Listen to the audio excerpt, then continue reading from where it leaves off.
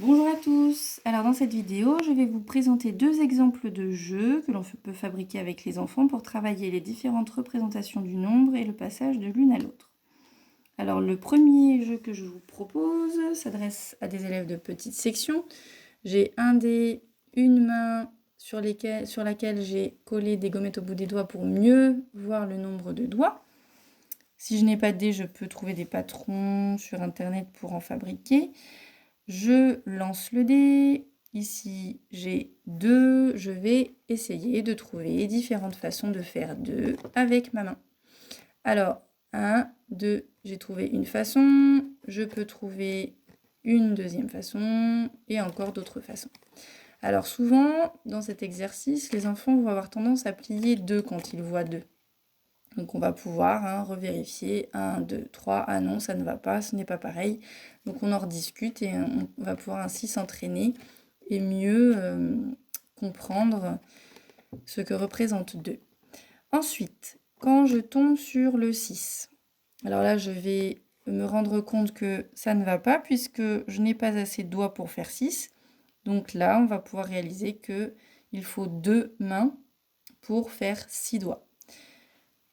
Alors, je peux jouer en lançant le dé d'abord et en essayant de retrouver le bon nombre de doigts ensuite, mais je peux également faire l'inverse. Donc, je peux d'abord plier un nombre de doigts. Donc ici, si je plie 2 doigts, ça me fait 1, 2, 3 doigts apparents. Et je retrouve la constellation du dé qui correspond, c'est 3. Alors, le deuxième jeu que je vous propose s'adresse à des plus grands. Je construis avec l'enfant plusieurs frises numériques.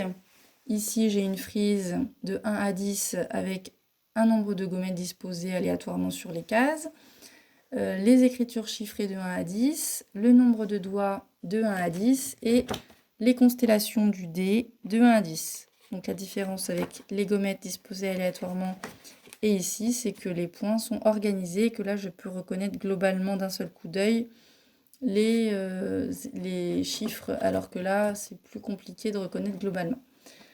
Alors, pour jouer, j'ai besoin d'une pince à linge.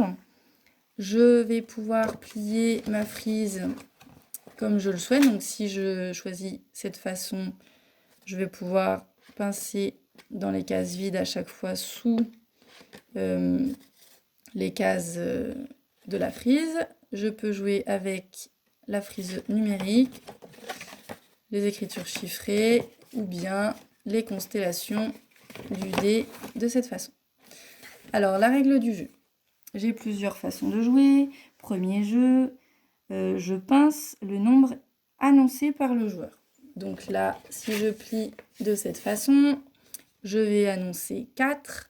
Donc le joueur qui a la pince à linge va essayer de retrouver la main avec 4 doigts. Je peux évidemment recompter le nombre de doigts si je n'arrive pas à reconnaître globalement 1, 2, 3, 4. Ou bien repartir de la case départ pour retrouver la bonne réponse. 1, 2, 3, 4. Alors ensuite, deuxième jeu, je nomme le nombre pincé par le meneur de jeu. Donc cette fois-ci, si je prends cette frise, le meneur de jeu pince cette case et le joueur doit annoncer 6 puisque la réponse est 6. Alors si le joueur ne sait pas, évidemment, il a le droit de recompter le nombre de points ou repartir du 1 pour trouver la bonne réponse. Troisième jeu, pince le bon nombre juste avant ou juste après, plus petit que ou plus grand que. Alors si par exemple je prends cette frise ici, le meneur de jeu va dire pince le nombre qui vient juste avant 4. Juste avant 4, l'enfant devra lui-même essayer de trouver dans sa tête 4 avant 4, c'est 3, donc il va pincer 3. Donc le jeu peut être fait avec juste avant, juste après, plus petit que ou plus grand que. Quatrième jeu, avance de un certain nombre ou recule de un certain nombre de cases. Alors, si on prend les écritures chiffrées, je vais prendre une pince à linge de départ, 5.